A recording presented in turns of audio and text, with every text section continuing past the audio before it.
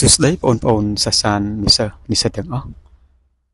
សម្រាប់ថ្ងៃនេះគ្រូនឹងលើកយកនៅប្រទេសភូមាក្នុងបុរាណសម័យនិងមជ្ឈិមសម័យប្រទេសភូមាក្នុងបុរាណសម័យនិងមជ្ឈិមសម័យ1កំណើតរដ្ឋនៅប្រទេសភូមាប្រទេសភូមាស្ថិតនៅភាគខាងលិចជ្រោយឥណ្ឌូចិនប្រទេសនេះមានព្រំដែនជាប់ប្រទេសឥណ្ឌាបង់ក្លាដេសចិនឡាវថៃនិងជាប់សមុទ្រនៅប៉ែកខាងត្បូងប្រទេសភូមាមានតំបន់ភ្នំច្រើនទំនាបប្រទេសភូមាកើតឡើងពីដីល្បាប់ទន្លេអ៊ីរ៉ាវ៉ាទីស៊ីតង់និងសាលូអង់ប្រជាជនប្រទេសភូមាភាគច្រើនជាជនជាតិភូមាអំបូរទីបេភូមាជិត 75% ក្រៅពីនោះមានជនជាតិភាគតិចរវាងចំនួន70ក្រុមក្នុងបុរាណសម័យពួកព្យួរដែលកើតពីអំបូរទីបេភូមាជាប្រជាជនដំបូងនៃដែនដីភូមារវាងសតវត្សទី3ពួកព្យួរបង្កើតរដ្ឋមួយគឺរាជាណាចក្រព្យៅដែលមានរាជធានីឈ្មោះព្រោមរាជាណាចក្រព្យៅស្ថិតតាមដងកណ្ដាលទន្លេអេរ៉ាវ៉ាទីពួកព្យួរទទួលឥទ្ធិពលអរិយធម៌ឥណ្ឌាព្រាហ្មណ៍និយមពុទ្ធនិយមសំស្ក្រឹតបច្ចុប្បន្ននេះក្នុងតំបន់ព្រោមនៅមានសល់គេដំណែលអតីតកាលជាច្រើនដូចជាពុទ្ធបដិមាសម័យកុប្បតៈការរាតត្បាតរបស់ណាមជីវថៃរវាងកណ្ដាលទី2នៃសតវត្សទី8រដ្ឋណាមជីវរបស់ថៃនៅយូណានរាតត្បាតតំបន់អ៊ីរ៉ាវ៉ាទីផ្នែកខាងលើហើយដាក់រាជាណាចក្រព្យៅជាចំណុះពួកទាហានថៃប្លន់ប្រជាជនបំផ្លិចបំផ្លាញប្រទេសនិងគៀយកជនជាតិព្យួរជាច្រើនទៅណាមជីវក្នុងឆ្នាំ832ថៃគៀយកជនជាតិព្យួរ300,000 នាក់ទៅយូណានសម្រាប់បម្រើការងារធ្ងន់ធ្ងរចាប់ពីពេលនោះមកទីក្រុងព្រោមចុះអន់ថយរួចវិនិច្ឆ័យអន្តរាយក្នុងពេលដែលពួកព្យួររស់នៅតាមភាគខាងជើងភូមាជនជាតិមនអំបូរដូចគ្នានឹងខ្មែររស់នៅភាគខាងត្បូងភូមារវាងសតវត្សទី9ជនជាតិមនបង្កើតរាជាណាចក្រពេគូតាមដងទន្លេអ៊ីរ៉ាវ៉ាទីភាគខាងក្រោមអ្នកបុរាណវត្ថុវិទ្យាបានរកឃើញគេដំណែលសំណង់ស្ថាបត្យកម្មវត្ថុសក្ការៈឧបករណ៍ពលកម្មអាវុធជលយាននិងទំនិញនាំពីបរទេសជាច្រើននៅតាំងរាជធានីរាជាណាចក្រទាំងពីរនេះដើម្បីគេចចេញពីការត្រួតត្រារបស់ណាមជីវប្រជាជនភូមាដកថយទៅនៅភាគខាងត្បូងធ្វើឲ្យភាគកណ្ដាលនិងភាគខាងក្រោមទន្លេអ៊ីរ៉ាវ៉ាទីក្លាយជាតំបន់មានសកម្មភាពកុះករទីក្រុងបាកនស្ថិតនៅលើភាគកណ្ដាលនៃទន្លេអ៊ីរ៉ាវ៉ាទីបានរីកចម្រើនរួចក្លាយជារាជធានីរដ្ឋថ្មីមួយគឺរាជាណាចក្របាកនក្នុងឆ្នាំ1044ដល់1277ស្ថាបនិករដ្ឋនេះគឺអាណារដ្ឋា1044ដល់1277អាណារដ្ឋាជារាជធានីខ្លាំងពូកែជាងគេបំផុតរបស់អាណាចក្របាកនអាណារដ្ឋាបានបង្រួបបង្រួមតំបន់ផ្សេងក្នុងប្រទេសភូមាបង្ក្រាបស្ដេចប្រចាំទីភ្ជាប់យករដ្ឋមនទាំងពីររាជាណាចក្រពេគូនិងរាជាណាចក្រថាតង់និងវាយរុញច្រានពួកថៃនៅយូណានវិញរាជធានីរាជាណាចក្របាកនជាទីក្រុងមួយធំដែលបានបន្សល់ទុកគេដំណែលប្រវត្តិសាស្ត្រជាច្រើនមានដូចជាវត្តជាច្រើនគេបានជួសជុលប្រព័ន្ធធារាសាស្ត្រនិងសង់ទំនប់និងតដាកទឹកជាច្រើនដូចជាបឹងមូរ៉ាកង់ក្នុងតំបន់ភ្នំទូអិនគេបានធ្វើតំបន់វាលភក់គីយ៉ូសឲ្យមានតម្លៃហើយក្លាយជាតំបន់ល្អបំផុតនិងជាជង្រុកស្រូវដ៏សំខាន់មួយរបស់ភូមា ប្រ ប្រជាជនភូមាធ្វើសមានកម្មអរិយធម៌មនហើយបង្កើតភាសានិងអក្សរភូមាពុទ្ធសាសនាហិណ្ឌូយានមកពីប្រទេសសេរីលង្កាត្រូវបានផ្សព្វផ្សាយយ៉ាងទូលំទូលាយក្នុងចំណោមប្រជាជននៅសម័យបាកនវប្បធម៌ភូមារីកលូតលាស់យ៉ាងខ្លាំងច្បាប់ដំបូងបង្អស់បានតាក់តែងឡើងនៅសតវត្សទី12ស្នាដៃអក្សរសិល្ប៍និងស្នាដៃប្រវត្តិសាស្ត្រជាច្រើនបានចាប់បដិសន្ធិឡើងដោយឡែកស្ថាបត្យកម្មនិងគំនូរឆ្លាក់នៅក្នុងវត្តមានលក្ខណៈប្លែកៗនៅពាក់កណ្ដាលសតវត្សទី13ពួកម៉ុងហ្គោលរាតត្បាតយូណានហើយរំលាយរដ្ឋណាមជីវរបស់ថៃជនជាតិថៃដែលត្រូវបណ្ដេញចេញពីយូណានបានដើរទិសចំណុច2ចុះមកខាងត្បូងខ្លះចុះតាមបណ្ដោយដងទន្លេអេរ៉ាវទីហើយចូលក្នុងប្រទេសភូមាខ្លះទៀតចុះតាមដងទន្លេមេគង្គចូលទៅប្រទេសកម្ពុជាឡាវនិងភាគខាងជើងប្រទេសវៀតណាមអធិភាពប្រទេសភូមាទទួលការគំរាមកំហែងពីពួកម៉ុងហ្គោលផងនិងថៃផងចំណុច2ដែលដើររស័ព្ទព្រាត់ឬសត្វអណ្ដែតទៅតាមតែប្រទេសវចនានុក្រមខ្មែរក្នុងឆ្នាំ2022នៅឆ្នាំ1271អ្នកនាំសារម៉ុងហ្គោលម្នាក់មកប្រទេសភូមាដើម្បីបង្ខំភូមាឲ្យនាំសួយទៅថ្វាយអធិរាជម៉ុងហ្គោលស្ដេចបាកនប្រកែកពុំយល់ព្រមនៅឆ្នាំ1273អ្នកនាំសាររបស់អធិរាជគូប៊ីឡៃខាន់រាជវង្សម៉ុងហ្គោលចិនរបស់យុនមកបាកនទាមទារឲ្យបញ្ជូនមនុស្សបាកន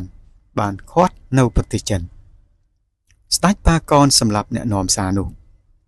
ទំនាក់ទំនងការទូតត្រូវកាត់ផ្ដាច់នៅឆ្នាំ1277ដល់ឆ្នាំ1287ពលទាហានយួនវាយលុកប្រទេសភូមា4លើកលុះដល់ការវាយលុកលើកទី4ទើបកងពលយួនអាចកាន់កាប់បាកនបានប្រទេសភូមាធ្វើសង្គ្រាមតស៊ូយ៉ាងស្វិតស្វាញសង្គ្រាមនេះបន្តដល់ក្រោយការបាត់បង់បាកនបង្កការខូចខាតយ៉ាងធ្ងន់ធ្ងរដល់ពួកឈ្លានពានធ្វើឲ្យពួកនេះអស់លទ្ធភាពបន្តកាន់កាប់ប្រទេសភូមាបានតទៅទៀតពួកឈ្លានពានអនុវត្តនយោបាយបំបែកបំបាក់ដើម្បីត្រួតត្រាហើយបង្កើតតំបន់ឥទ្ធិពលរបស់ពួកគេរដ្ឋមួយចំនួនស្ថិតក្រោមអភិបាលស្ដេចត្រាញ់ថៃដូចជារាជាណាចក្រម៉ាតាបង់នៅភាគខាងត្បូងក្នុងអតីតតំបន់ពួកមនរាជាណាចក្រអាវ៉ានៅខាងជើងលើអតីតដែនដីរាជាណាចក្របាកននៅប្រទេសភូមាខាងកើតចាប់ពីឆ្នាំ1280លើអាងទន្លេស៊ីតង់រាជាណាចក្រថ្មីមួយមានកំណើតឡើងហើយមជ្ឈមណ្ឌលនៃរាជាណាចក្រនោះគឺតោងអូតំបន់តោងអូមានសន្តានដីរពើរពើងាយស្រួលដល់ការប្រមូលផ្ដុំកម្លាំងតស៊ូដោយហេតុនេះតំបន់តោងអូក៏បានក្លាយជាមូលដ្ឋានតស៊ូសំខាន់បំផុតរបស់ប្រជាជនភូមាប្រឆាំងការឈ្លានពានយួននិងថៃប្រទេសភូមាស្ដារឯករាជ្យនិងឯកភាពប្រទេសនឹងក្លាយជារដ្ឋខ្លាំងក្លាមួយក្នុងតំបន់អាស៊ីអាគ្នេយ៍ចាប់ពីសតវត្សទី16ដល់សតវត្សទី18ពីមុនតំបន់តោងអូជារដ្ឋតូចមួយស្ថិតក្រោមសមត្ថកិច្ចរាជវាំងបាកនចាប់ពីពាក់កណ្ដាលសតវត្សទី14ដោយសារបណ្ដុំកម្លាំងប្រជាជនរដ្ឋតូចនេះរីកចម្រើនហើយខ្លាំងរដ្ឋពន្លាតអំណាចលើតំបន់គីយ៉ូដែលមានជីជាតិល្អនិងលើតំបន់ទំនាបប្រទេសភូមាឈានចូលពីមូលដ្ឋាននេះនៅដើមសតវត្សទី16រដ្ឋនេះចាប់ផ្ដើមធ្វើឯកភាពកម្មប្រទេសស្ដេចតោងអូព្រះនាមតាប៊ីយ៉ូវីទី1531ដល់1550មានប្រជជនក្មេងហើយក្លៀវខ្លាំងព្រះអង្គធ្វើសង្គ្រាមប្រឆាំងនឹងរាជាណាចក្រម៉ាតាបង់របស់ជនជាតិមនព្រះអង្គដណ្ដើមយកបានក្រុងពេគូនិងព្រមក្នុងការដេញតាមពលទាហានមននិងសានគឺពួកថៃដែលជាសម្ព័ន្ធរបស់មនតាប៊ីយូវីទីទៅដល់ប៉ាកន តែព្រះអង្គពុំបានវារាជាណាចក្រអាវ៉ាទេព្រះអង្គបន្តដំណើរហួសទៅខាងត្បូងព្រះអង្គតាំងទីនៅពេគូដែលជាទីក្រុងធំបង្អស់របស់ភូមាក្នុងសម័យនោះព្រះអង្គគ្រប់គ្រងប្រទេសតាមទម្លាប់មនហើយប្រកាសថាជនជាតិមនមានសិទ្ធិដូចជនជាតិភូមាដែរបន្ទាប់ក្រោយមក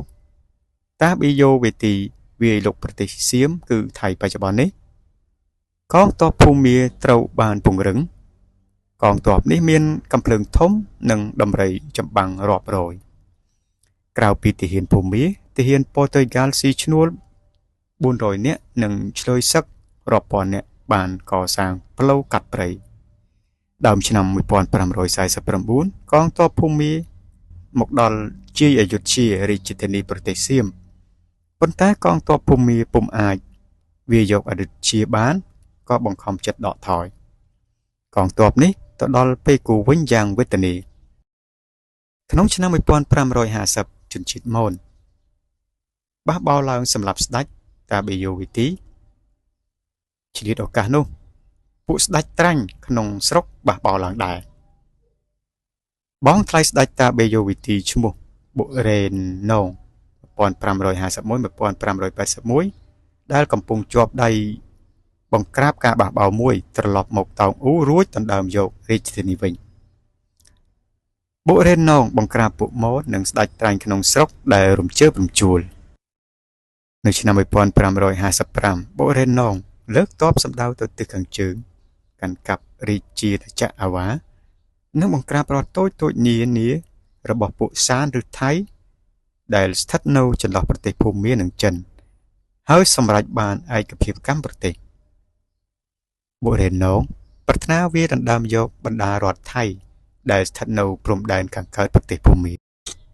ជាបឋមបុរេណូកាន់កាប់រាជាណាចក្រឈៀងម៉ៃ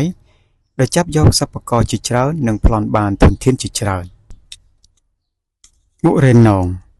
តាំងអភិបាលមួយនៅឈៀងម៉ៃដើម្បីគម្រាមកំហែងប្រទេសជិតខាងគឺឡាវនិងសៀមនៅឆ្នាំ1563បុរេណូកាន់កាប់អយុធ្យាចាប់ស្ដេចសៀមជាឆ្លើយតាំងអភិបាលអាយ៉ងមួយនៅអយុធ្យារួចកំណត់សួយសារកដែលត្រូវបង់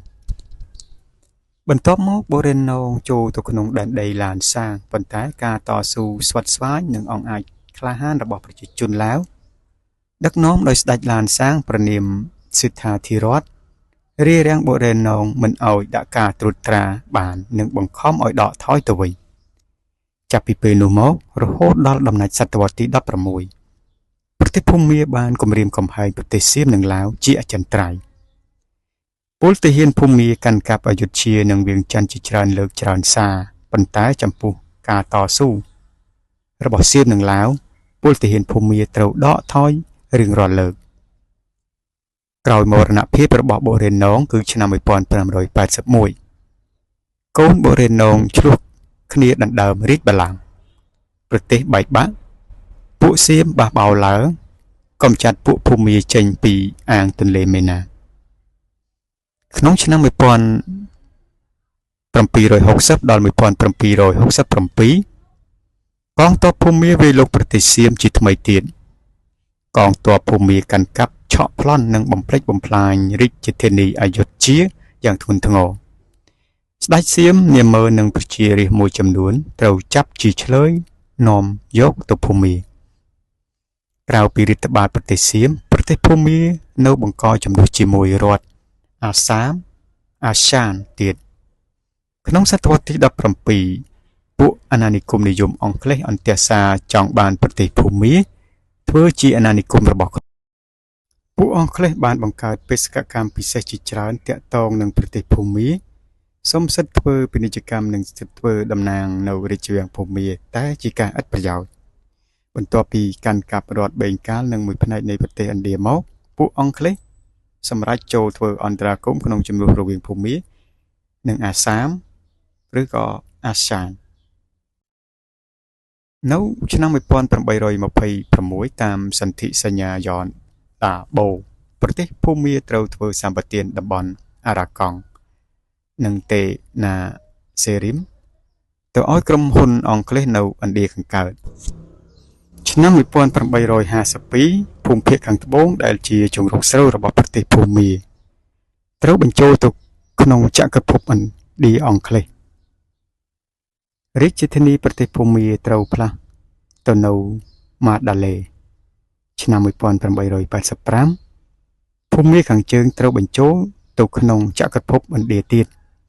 ដូចនេះប្រទេសភូមាទាំងមូលក្លាយជាអាណានិគមរបស់អង់គ្លេស